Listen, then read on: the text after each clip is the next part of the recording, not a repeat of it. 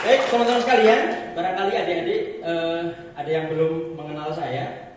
Nama saya adalah Surahmat, saya juga dosen ada di jurusan Bahasa dan Sastra Indonesia. Namun karena saya ini orang sakti dan punya ilmu menghilang, saya barangkali belum pernah bertegur sapa dengan Anda ya. Saat ini saya menghilang dalam rangka melaksanakan tugas belajar di program Doktor Fakultas Ilmu Budaya Universitas Gadjah Mada. Mudah-mudahan rekan-rekan sekalian juga akan menyusul S2, S3, kemudian jadi profesor seperti Prof. Fatur Rahman ya.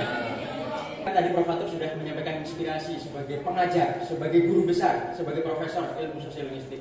Perkenankan saya menyampaikan inspirasi dalam kapasitas saya sebagai mahasiswa beliau ya. Rekan-rekan sekalian, perkuliahan sosiolinguistik adalah salah satu perkuliahan yang paling berkesan bagi saya. Bukan hanya karena memberi pengetahuan baru yang mencerahkan, tetapi juga mengubah perspektif saya terhadap ilmu pengetahuan, mengubah perspektif saya terhadap masyarakat, juga mengubah perspektif saya tentang keberagaman dunia. Perubahan itu kemudian berdampak besar dalam kehidupan saya karena membuat saya bisa memandang bahasa dengan segala kompleksitasnya itu jauh lebih indah. Saya akan memandang bahasa apapun yang saya dengar itu menjadi sesuatu yang indah. Ada yang nampak indah, ada yang medok indah, ada yang terkontaminasi bahasa Inggris juga indah dan sebagainya. Bahasa Jakarta Selatan juga indah, keluhan juga indah, ya. Semuanya indah bagi saya setelah saya mempelajari sosiolinguistik. Sebelum saya kenal sosiolinguistik, saya seringkali memandang bahasa itu semata-mata secara preskriptif ya. Ketika melihat orang berbahasa, pikiran saya terotomatisasi untuk menilai itu baik atau buruk, untuk menilai itu benar atau salah, untuk menilai itu bagus atau jelek. Kategorisasi yang bersifat binar itu menempatkan saya dalam ketegangan karena memaksa saya harus selalu menilai sesuatu dan itu melelahkan. Ya. Dalam sosiolinguistik, kategori binar itu tidak berlaku lagi, teman-teman.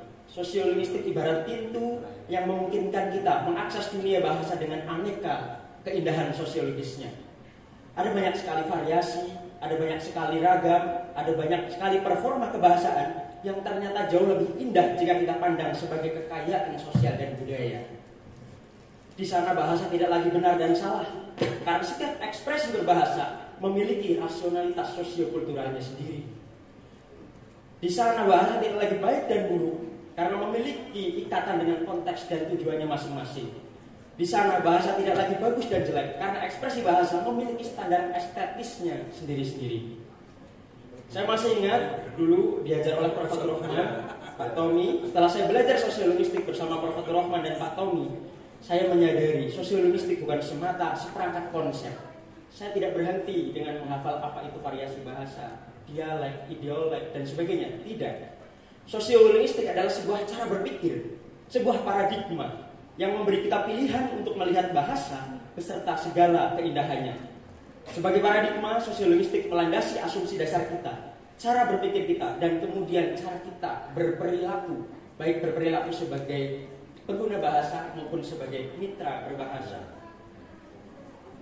Sosiolinguistik dalam pandangan saya juga sebuah metode yang memungkinkan kita menjangkau data-data bahasa yang selama ini kita abaikan. Ya. Sosiologistik adalah sebuah metode yang memberi kita jalan baru untuk menjelaskan gejala kebahasaan di masyarakat beserta rasionalitas sosiokulturalnya. Ia memberi peluang yang luar biasa besar sehingga kita mampu memahami bahasa dengan cara yang sama sekali berbeda. Selain paradigma dan metode, sosiolinguistik juga seperangkat konsep sebagaimana Anda pahami. Ia memberi penjelasan tentang apa dan mengapa realitas kebahasaan itu bisa berlangsung dengan sedemikian rupa bervariasinya. Melalui konsep ideolek, dialek, masyarakat bahasa, guyub tutur, dan sebagainya, alih kode, campur kode, dan semacamnya, kita paham bahwa bahasa adalah gejala sosial yang memiliki rasionalitas akademisnya. Rekan-rekan sekalian, dengan berbagai faedah yang saya rasakan di atas, saya merasa sangat beruntung berkenalan dengan sosiolinguistik, dan saya kira keberuntungan itu pula yang akan terlimpah kepada kalian semua nanti. Ya, amin ya. Amin. Menjadi pribadi pembelajar bahasa yang cerdas dan menginspirasi. Oleh karena itu, kelas sosiolinguistik mungkin secara administratif, secara formal akan berakhir semester ini. Kuliah sosiolinguistik mungkin akan berakhir setelah nilainya keluar di Sikadu pada masa yudisium nanti. Kuliah sosiolinguistik mungkin juga akan berakhir ketika teman-teman lulus dan menjadi sarjana nanti, ya, dan menjadi alumni. Tetapi percayalah, sosiolinguistik sebagai pengetahuan dan cara berpikir akan terus hinggap dalam kepala kita, kepala adik-adik semuanya.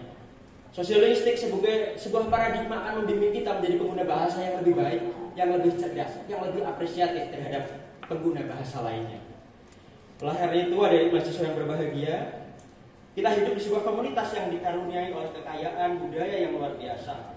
Kita hidup dalam sebuah bangsa yang adat, bahasa, dan seninya itu sangat bervariasi. Setelah kita mempelajari sosiolinguistik, Anda akan bisa menjelaskan mengapa variasi itu bisa begitu banyak, dan kita dibimbing untuk bersikap positif terhadapnya. Dalam komunitas seperti itu, kita dilatih agar senantiasa menghormati, menghargai, dan tepuk seliro. Kita dididik untuk menunda prasangka, mengurangi rasa curiga, agar kita bisa menerima dan berterima bagi sesama. Pengalaman saya juga menunjukkan sosiolinguistik mengajari semua sikap itu. Kita diajari untuk menerima keragaman sebagai berkah dan kekayaan. Kita diajari untuk menerima bahasa yang bervariasi sebagai nikmat yang layak kita syukuri. Kita diajari untuk menunda kecurigaan dan mendahulukan kemampuan untuk saling memahami. Oleh karena itu, rekan-rekan sekalian, insya Allah setelah menempuh mata kuliah sosiolinguistik, Anda menjadi pribadi yang lebih baik, menjadi anggota masyarakat yang lebih baik, menjadi cendekiawan yang lebih baik.